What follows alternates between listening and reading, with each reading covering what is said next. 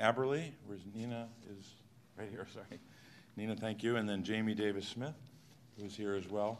I'll provide a brief bio at that time. But I wanted to start by saying that this bill, in a word, is a giveaway. And I've said that over and over again. I'm going to keep saying it because it's true. It's a giveaway to the super rich and to big corporations. And I think the evidence is overwhelmingly persuasive on that point. I'll add more to that in a moment. I think another way to describe this bill is a thief in the night. And I've said that several times, and I'll say it again. And why do I say that? Well, it's both the substance of the bill as well as the process. Let me explain. I say it's a thief in the night because this bill is robbing the middle class and robbing families striving to get into the middle class of the opportunity to get ahead, the opportunity to get a substantial, unprecedented tax cut, not the very limited relief that's in this bill, and relief that sometimes goes away for others in the middle class and their taxes go up. So it is, in fact, robbing them of an opportunity, and in some cases, robbing them of their tax dollars when those taxes go up over time. The bill is also a thief in the night because 13 million Americans would lose health care because of the elimination of the individual mandate over the course of a decade. 4 million in the first year. So that's robbing them of health care because of a seismic, dramatic change in our health care system brought about by this bill, not just occurring naturally. Those people will lose health care because of this bill, because of this tax bill. It's hard to comprehend that people would vote for a bill that would rob Americans of health care. The third reason that I call this a thief in the night is because all of that bad substance of the bill, robbing people of their opportunity to get a substantial tax cut, robbing them of the opportunity to get health care, it's also a thief in the night because of the process. This bill will be considered on the floor of the United States Senate without a single hearing. Not a single hearing. Here's the history. It's real brief. Thursday. It was introduced on a Thursday. It was voted on the Finance Committee on the next Thursday, meaning the Thursday before Thanksgiving. And they're trying to get a vote this Thursday on the floor of the United States Senate. A tax bill that will have an impact on something like $9 to $10 trillion. That's what we're talking about in our tax system. 9 to 10 trillion with a T.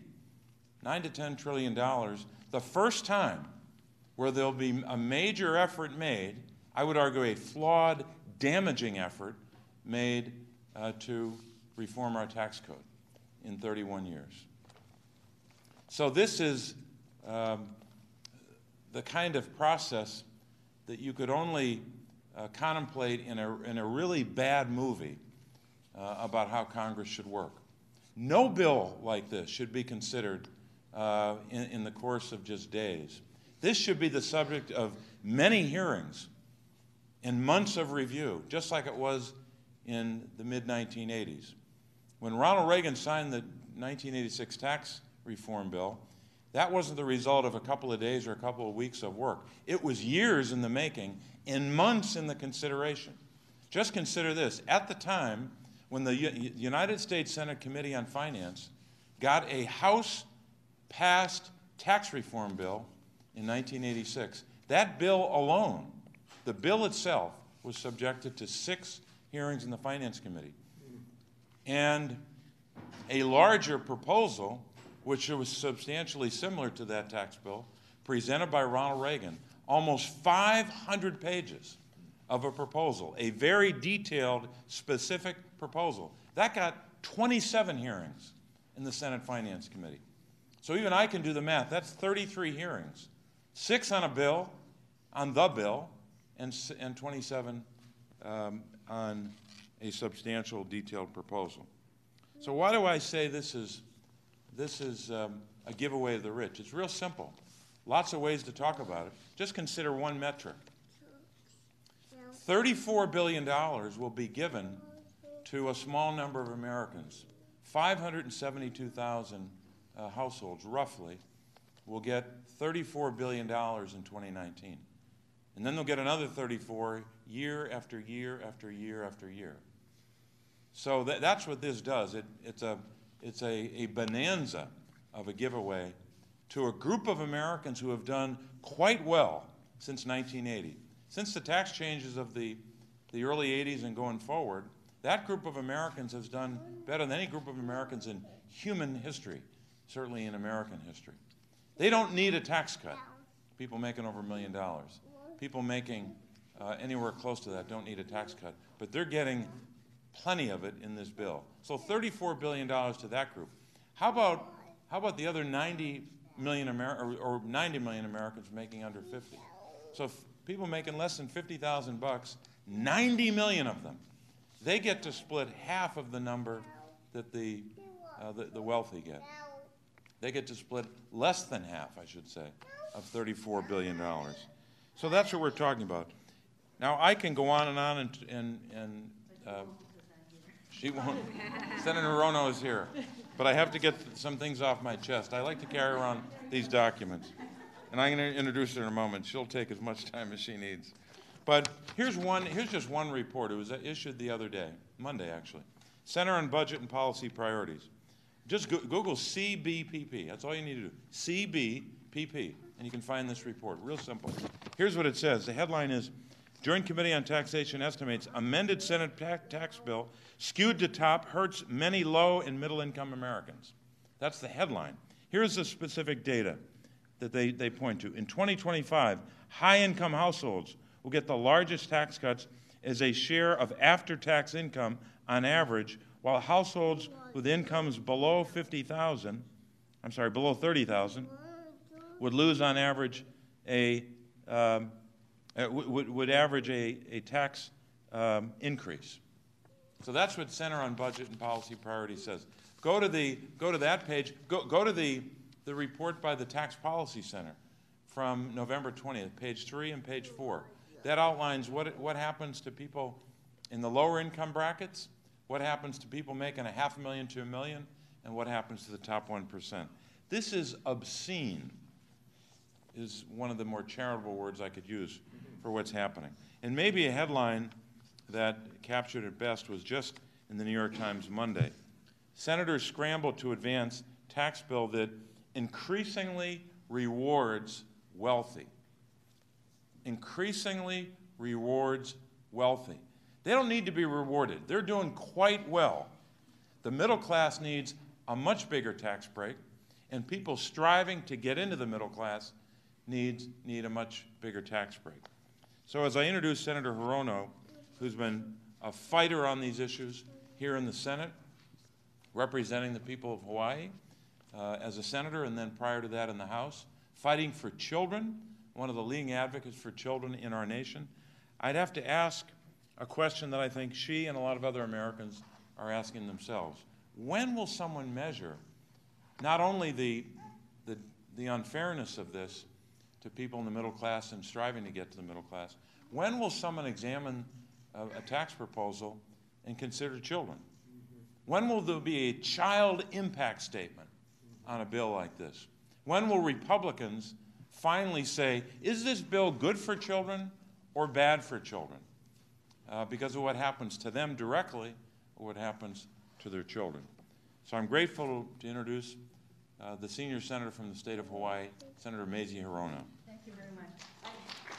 I do apologize to Senator Casey and to all of you for being late, but I stand with you. We stand with you today. Senator Casey calls this bill a thief in the night. I call this tax bill a solution in search of a problem. So this tax bill, according to the president and his Republican allies in Congress, the solution is to give the richest people in our country and the corporations who are already doing really well huge tax cuts. But what is the problem? The corporations are already holding more than $1 trillion in assets. Are they creating jobs with all this money that they have? Are they raising the wages of their workers? No. So the corporations already have over $1 trillion in assets offshore. And then as for the richest 1% of the people in our country, it is not as though they're clamoring for more goodies, but they'll take it, but not on the backs of middle-class families, which is what this bill does. This is a bill in search of a problem. Meanwhile, what's happening to the middle class? Middle-class families, our families, have had stagnant wages for years, increased healthcare expenses, and the constant threat of elimination of health care for 13 to 30 million people if the Republicans have their way, which they're trying to do once again with this bill, to do away with the Affordable Care Act. Skyrocketing costs for higher education. Now that is a real problem. Does this bill address that problem? No. So here we are, this bill, a solution in search of a problem. So give me a break. You know, let's give the middle-class families a break. By eliminating, for example, the individual mandate under the Affordable Care Act, that is tantamount to repealing the Affordable Care Act. And haven't we already seen this already?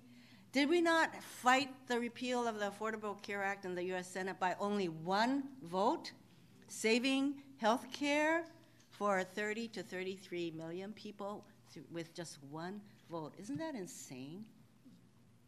And that is happening again under this bill. So it's just the words.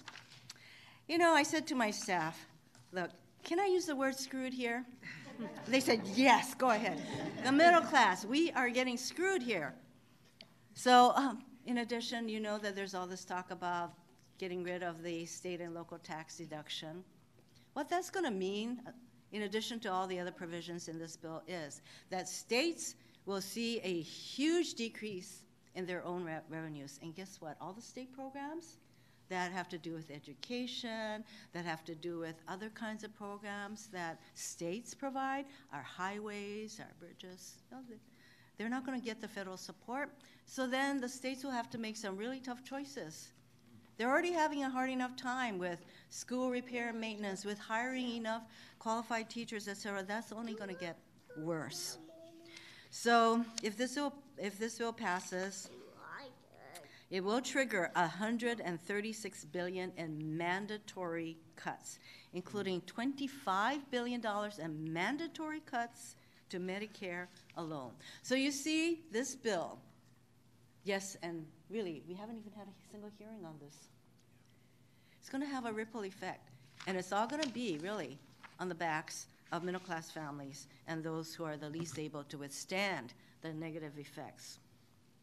Hasn't even passed, and yet we're already seeing some of the impact of the potential provisions in this bill. One I can give you, there's a construction of a hospital going on West Maui that has already come to a stop because of how this bill treats certain kinds of private investments. They're saying if you get rid of this investment, we can't finish this hospital, this healthcare facility on West Maui.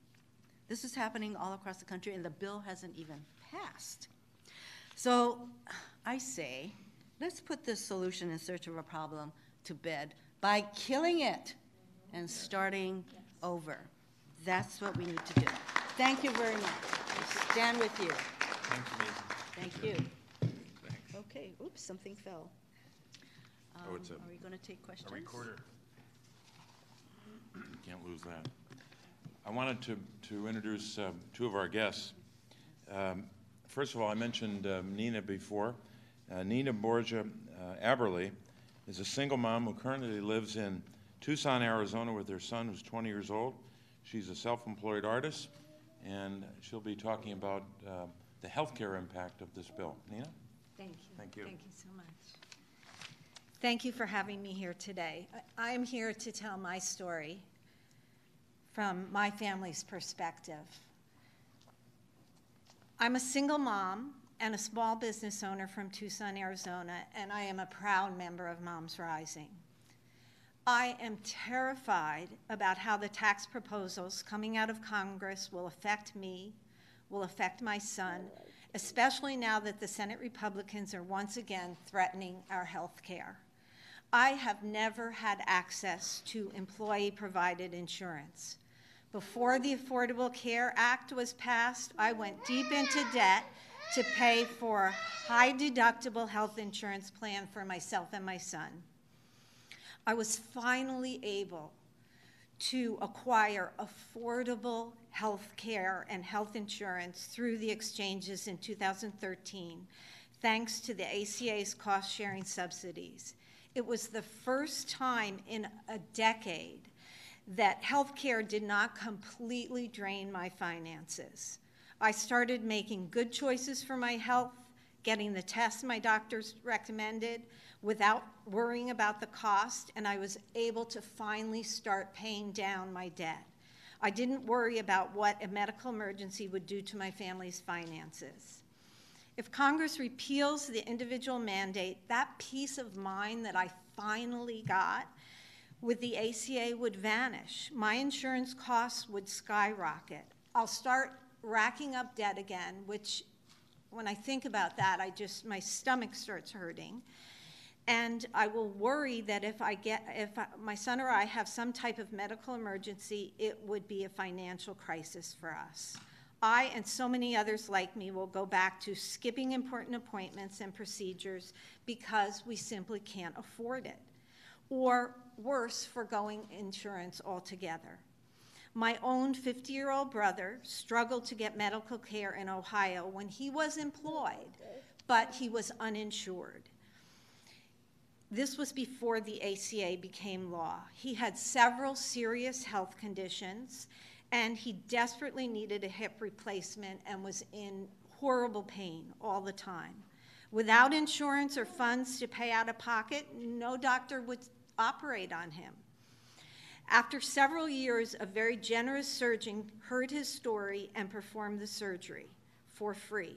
Unfortunately, my brother experienced many complications. He was in and out of nursing care for a horrible year, agonizing year for all of our family, and he passed away after that year of agony. Had he been able to afford insurance and get the health care he needed in time, maybe my brother would still be here today. The repeal of the individual mandate is not the only thing that concerns me. I'm also worried about how the loss of student loan deduction will affect my son. He'll graduate from college in 2019 with about $22,000 in student loan debt. Being able to deduct some of these costs will go a long way in helping him get started in the world. I want him to have every chance to succeed, not be buried in debt like I was. The mortgage deduction was incredibly valuable to me when I bought my very first house 30-some years ago in Ohio. It was my first foothold in the world, and it gave me financial security to pursue my career and make my way in the world. Being able to afford that first very modest home, which I spent 10 years working on and fixing up, gave me a leg up I needed to eventually sell that house at a profit, move to Arizona, buy my current home, which is where I raised my child as a single mom and where I run my business. I want all young people to have the same opportunity I had, to have a strong start in the world, to be able to develop a stable life. Without the mortgage deduction, fewer people will be able to buy homes and their futures will be more uncertain. The Republican proposal is completely out of line with our country's values. What would make this country great is a commitment to lift each other up, to help each other at times of need, to make sure nobody gets left behind. Repealing the individual mandate and scrapping these deductions will do damage to the middle class and struggling families just like me. It will let the wealthiest members of our country pull further ahead while lower class Americans and middle class Americans are going to fall behind. I have taught my son from literally the moment he was born the importance of caring for others. We know that our society is strongest when we look out for each other in times of hardship. We should make health insurance more affordable, give breaks to those who are trying to build their families, and put policies in place that help people pay down their debt and avoid taking on more instead of making things more difficult. The Republican tax plan will make everything harder for families that are just getting by. I hope my senators, Senator McCain and Senator Flake, hear my story. There's so many stories like mine. I hope they hear them. I hope they make the right decision to reject this bill and instead choose to support a plan that will help families, not hold them back. Thank you so much for having me here today. Thank you. Nina, thank you very much. Now it's my pleasure to introduce Jamie Davis Smith. Jamie lives here in Washington, D.C. with her 4 children. She's a self-described photographer, writer, explorer, and coffee lover. That's good to know. And we're grateful she's here to talk about this bill, and I know you've got children with you, and I'll try to do my best to stand next to the children and work with them while you're trying to talk. Thank you, Senator Casey. You do it all. Thanks. Good morning. My name is Jamie Davis Smith. I am a mother of 4 from Washington, D.C., originally from Philadelphia. I'm a proud MomsRising member because this organization fights for the issues that are critical to my family's health and financial security. The tax plans that congressional Republicans have proposed will make our lives much harder and put my children's futures at risk. My oldest daughter, Claire, was born with significant disabilities. Just to get through her day-to-day life, she needs a wheelchair, a hearing aid, a special bed to sleep in, intensive therapies, a personal care attendant, and so much more. Thankfully, our health insurance and Medicaid cover a lot of these necessary pieces of her medical care, but needless to say, our family still faces significant medical expenses. Thankfully, we've been able to take advantage of several tax deductions to make ends meet, deductions that are now at risk in the Republican tax proposal. Without the student loan deduction, I would never have been able to accept the job I wanted after law school doing civil rights work rather than going to a major corporate firm.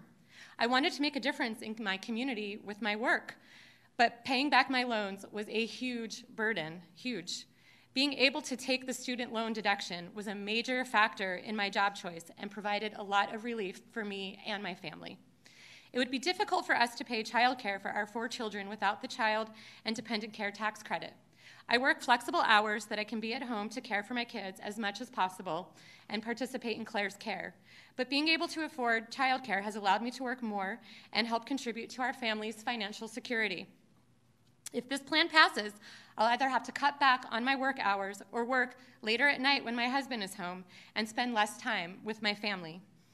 Knowing that we could take advantage of the mortgage deduction and state and local tax deduction were huge factors when we decided where to buy our house.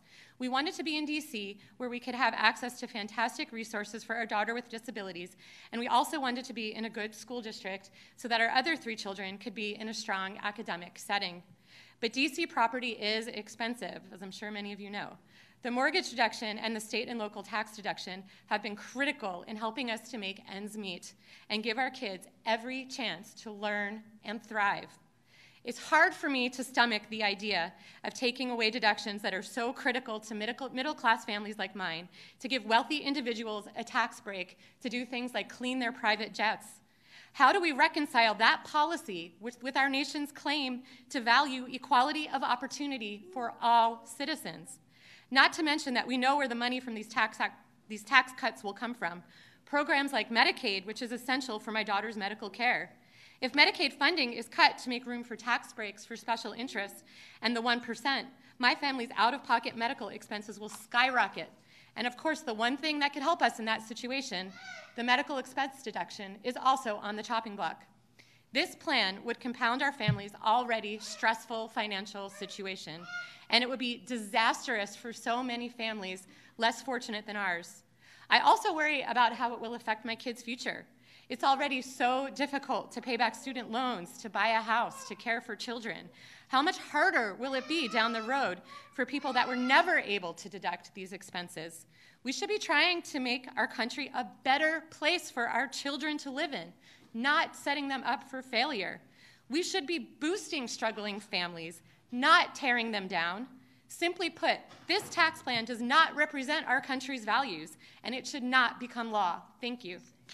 Jamie, thank you very much. Thank you, Senator Casey.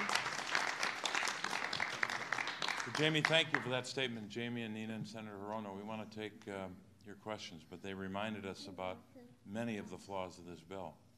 But we want to open it up for any questions. Let me say, if someone does have a question, let me add one thing, or two things. Number one is, we tend to think of this bill as a tax bill. You're managing the tax system and moving numbers around and all of that, and it certainly is that, and they're headed in the wrong direction. But we should think about this bill, or not the bill, but think about this moment as an opportunity. This is a great opportunity. May not come again for 20 years. To boost provisions like those affecting children, like Jamie mentioned.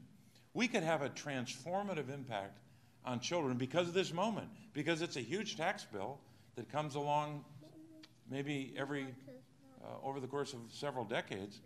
We could turbocharge the existing provisions, child tax credit, which is woefully deficient in this bill, the child and dependent care tax credit, and other provisions to turbocharge efforts to get children out of poverty, to move families from something less than the middle class into the middle class. But Republicans are doing what Washington often does. They're never missing an opportunity to miss an opportunity. And the second thing I'd say is, and I know the media is already writing about this, and especially the print press has done a very good job of covering the tax bill's flaws. And I appreciate that because it gives us arguments to make when the press does good scrutiny. I hope that the press will after this debate is over, which we hope will result in the failure of the bill and then a bipartisan effort, just like we did on health care. The bill failed, then we did a bipartisan bill which fixed part of the problem, which will pass, by the way, and the president will sign it, despite saying he won't sign it. But we also believe that in this process that they're undertaking, that as soon as this is over, if this bad tax bill passes, bad for the middle class, bad for families, the moment it passes, and the press, I hope, will write about this, the Republican agenda now moves to what Republicans call entitlement reform. That's slang for cutting Medicare, Medicaid, and Social Security. That's what that means. They're already announcing, Speaker Ryan announced, that that's the next item on their agenda. So they're going to discover or rediscover their concern about fiscal responsibility, which they've completely abandoned in the tax bill. All of a sudden they're going to say, oh my goodness, there's a deficit. We didn't notice that until the tax bill passed. Now we have to go after, as Republicans will, cutting Medicare, Medicaid, and Social Security, which they've already done in this bill. They've cut Medicare. They tried to decimate Medicaid in the health care debate, and they tried to privatize Social Security way back in 2005, and they haven't given up on that radical, extreme view of how a Congress should operate. So I just ask you to pay attention to that. So any questions before we go? If not, we'll adjourn. Let me just add yes. one thing. I want to teach you a new word. In Hawaii, we call a bill like this shibai, a sham, BS. We need to kill this sucker, and we need to start over. Good word. I'll try to use that word. Thanks, everybody.